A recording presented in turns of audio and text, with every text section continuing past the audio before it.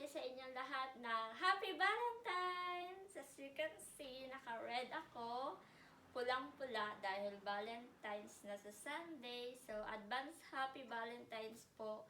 At sa family ko, sa mga kapatid ko, sa lahat po ng mga relatives ko, Happy Valentine's!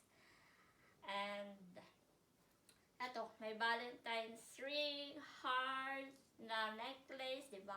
Heart tayo ngayon. So, love lang, no hates, love lang. So, as you can see, may box tayo ngayon sa aking tabi. May box ako sa aking tabi.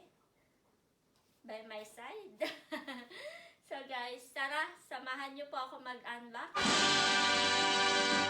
So, first box, we have here the electric hand mixer. So, buksan natin, guys.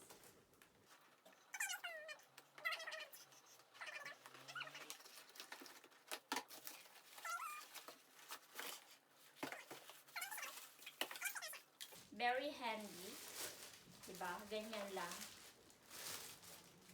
Tapos, meron siyang dalawang ganito. Lalagay lang natin dito.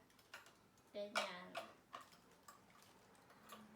Tapos, pipindutin natin siya. So, may adjustment siya hanggang 0 to 5. 0, ibig sabihin, naka-turn off, diba? Obvious na obvious. Tapos, 5 yung pinakamalakas. So, ito na yung first one natin. The second one, ito. Salter timbangan. Kaya ko siya binili kasi nanonotice ko, napapansin ko na tumataba ako. So, gusto ko malaman kung ano yung timbang ko, yung mine-maintain ko kung ano yung timbang ko. Kasi, ang hirap talaga pigilin, ang sarap kumain, di ba? Di ba, guys? Napapansin nyo yun? Yung halimbawa, nadadiet ka, magdadiet ako. Tapos, maya-maya, pag may masarap na pagkain, wala na naman ang diet, sira na naman ang diet. So, sige lang, guys, kain lang ng kain. Huwag kang mahihiya.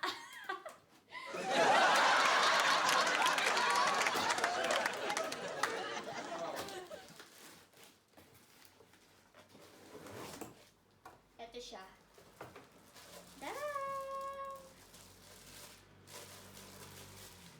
Hindi na kailangan ng batteries. Kumbaga, automatic na siya. Automatic, tama ba? Yeah. Automatic or mechanical scale. So, simple lang siya. Hindi naman siya kabigatan. Pwede mong ilagay sa bag mo.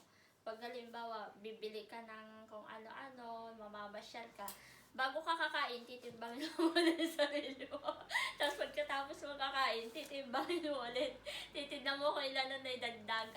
Charot lang. Oh, hell no! Lang tayo, guys. So, ito siya. Salter. So, next, ito na yung yung in-order ko sa Amazon. Alamin natin kung anong laman nito. Tapos, i-explain ko kung bakit ko siya binili. So, hindi lang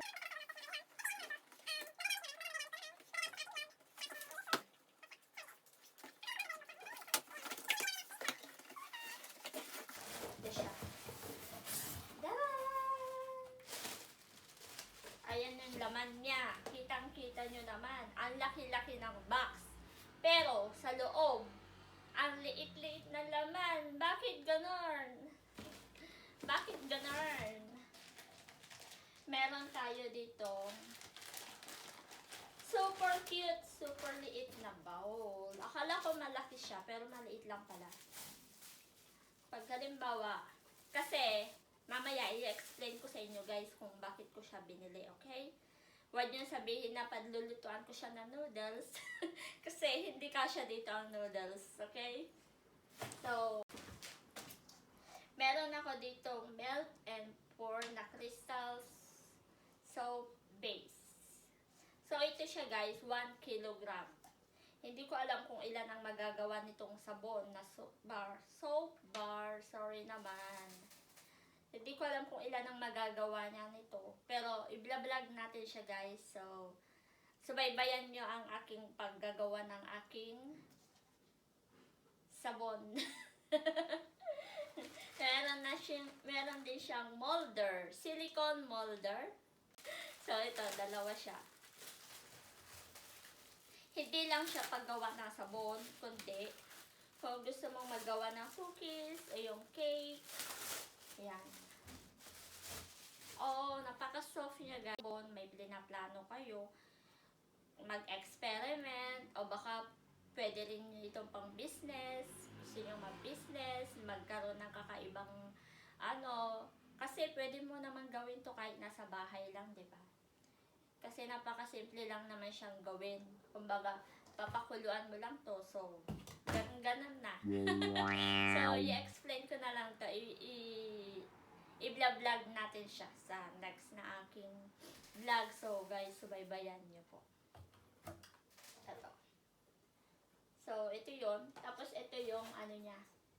Dito ko ilalagay ito. I-melt ko siya. And then, ilagay mo na natin dyan. Ito yung dried flowers. Meron siyang, ilang bang piraso nito? Dried flowers, 12 types. So, meron siyang 12 na iba-ibang klase ng dried flowers. Meron siyang rose, chrysanthemum, lemon, etc. Kasi yung iba dito na flowers, hindi ko alam. So, may marigold, ito yun yung yellow. So, ito, iba-iba. So, bilangin natin, baka kulang yung binigay nila. Nako. Kung kulang, patay. 1, 2, 3, 4, 5, 6, 7, 8, 9, 10, 11, 12. 12 nga siya. Diba? Ang dami. Ang bango.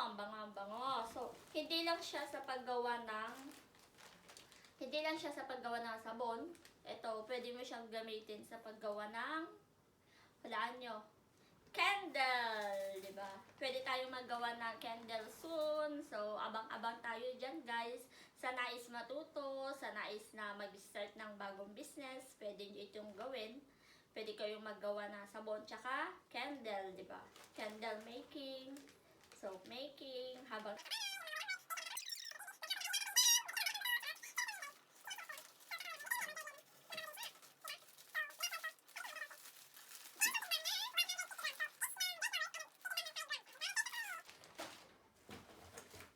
tapos, ito yung menu. Kung may Pinoy henyo, may menu. Ito naman yung pangkulay. Siyempre, hindi ka pwedeng basta-basta gagawa ng sabon. Kailangan mo rin ng pangpakulay. Diba? Aanhin mo naman yung sabon. Bibili ka ba ng sabon na boring yung kulay na white lang? Siyempre, kailangan mo rin ng pangpakulay. May dalawa siyang kasamang teaspoon. Teaspoon. Pero hindi siya tea. So, small spoon. Tapos, ito yung siya. Ang dami niya, guys. Look at that. Mga glitters na iba-ibang kulay. So, ang tawag dito is makeup powder. So, ito, I said, hindi lang ito pwedeng pang sabon, pwede rin pang candle. So, but, there's more. Hindi lang siya pang ganon. So, pwede rin siyang ilagay sa makeup. Pag gusto mong magawa ng makeup, sa mga eyeshadow, yung mga ganon. Ang laman nito is, ayun, hindi ko na i-search. So, bilangin na lang natin siya, guys. Madami ito, Ilan bang? Bilangin natin. So, meron siyang glitters na na plain, na walang kulay masyado. Plain. So, mayroon siyang silver. Ibibideo ko na lang siya, guys, ha? Para makita nyo ng malapitan, hindi yung malayuan. So, malapitan nyo siyang makikita. Bilangin natin kung ilan naman. 2, 4, 5, 6, 7, 8, 9, 10, 11, 12, 13, 27, 28, 29, 29, 30. Kaya nagtataka ako. Bakit 29, di ba? So, 30 ang laman niya, guys. Ang dami, di ba?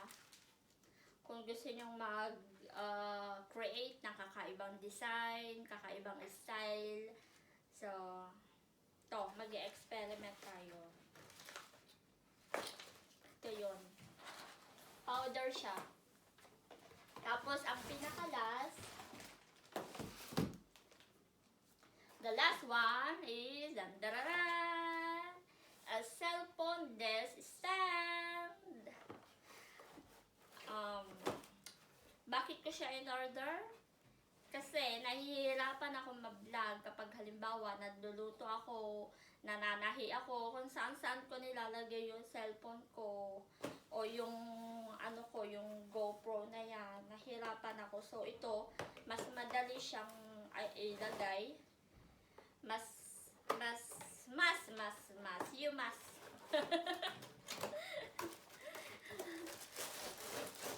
Ito. Oops, ang dami.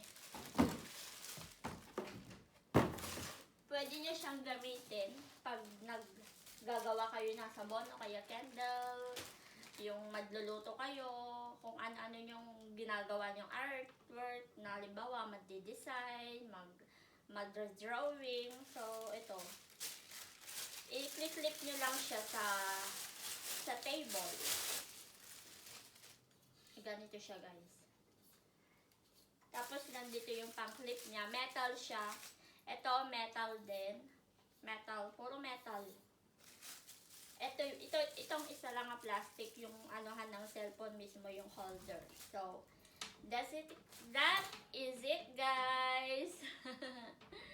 Thanks for watching. Please, guys, don't forget to subscribe to my channel. Please like, share, and subscribe.